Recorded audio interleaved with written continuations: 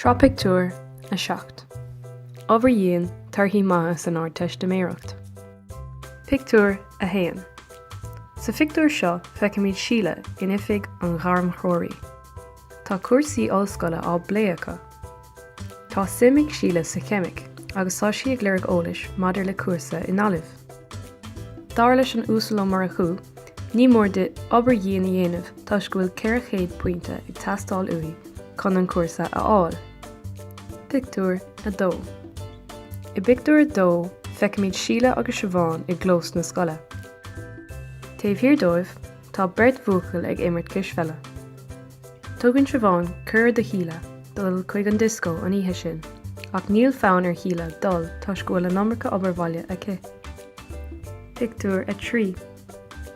I pictiúr a trí, féin síle gléach ó na cara seán. Iann sé orthaí ar bhaile dul go dtí an fictiúrlainn an oíche sin. Dar leis tá scanán iontacht ar siúl sa bhaid ag tosú ar a thucht a chlog. Déir síle go bhfuil brónarthaí ach ní féidir le dul tuis go bhfuil aiste le déanamh aici. Is léir ó seo go bhfuil síle an-darraíre faoin na cuid stadéir. Pictiúr a ceathair. Sa pictiúr seo feicimid síle ag stadéir ina seomra colata. Is léir go bhfuil si ag obair go dtí an dítheach. Tá leabhar scapathe ar fud na háite, ar an deisc agus ar an urlár. Ansin, feicimid tuismóthirí híle ag ól capáin té sa chiistin.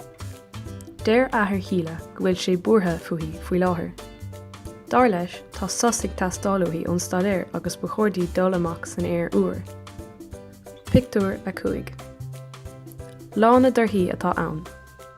Tá ceithre chéad caoga pointe gnóthaithe ag síle agus tá glondar an domhain orthaí le féin. Mollen clán híle í go háirnas béire. Dar le háine tá rá tiltte aici tuis go ndearna sí sár iireacht i rinne bliana. Pictiúr a sé. I pictiúr a sé tá síle i mbun chlárúcháin dá cuarsa eolaíochta in ollscoil na hÉireann, Gaillimh. Ba mhóthar fada é de ach tá síle iontacht sásta go bhfuil si inis ag a ceann scríola. Ceistena. Cad atá ar siúl ag na buachaillí i pictiúr a dó? Cén fánach féidir le dul go dtí an fictiúrlainn?